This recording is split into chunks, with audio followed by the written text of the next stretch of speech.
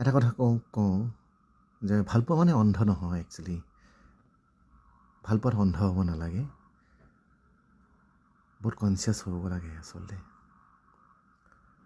যদি তুমি কাৰোবাক যদি ব্লাইণ্ডকৈ যদি কাৰোবাক যদি প্ৰেমত পৰা, তেনেহ'লে নিশ্চয় তুমি কিন্তু কান্দিবলৈ পাবা। গতিকে যদি প্ৰেমত বা জীৱনত যদি সুখী হ'ব খুজিছা, তেনেহ'লে ডিটাচ হৈ পেলাই তুমি সম্পৰ্ক এটা গঢ় দিয়া আৰু নিজৰ যিখিনি কোৱালিটি, নিজৰ যিখিনি কাম, সেইখিনি মেইনটেইন কৰাটো কিন্তু বহুত জৰুৰী। মানে তোমাৰ কোৱালিটিহে সেই মানুহগৰাকীক বা আকৰ্ষণ কৰিছিলে আচলতে। তুমি কোৱালিটিটো কিন্তু সদায় কিন্তু তুমি মজবুত কৰি ৰাখিব লাগিব।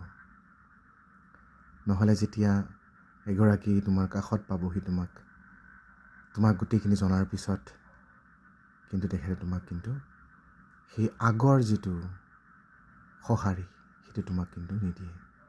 গতিকে নিজে মজবুত হোৱা আৰু নিজক অকণমান সময় দিয়া, অন্যথা তোমাৰ চকু পানীৰে তুমি কিন্তু জীৱন নিৰ্বাহ কৰিব লাগিব।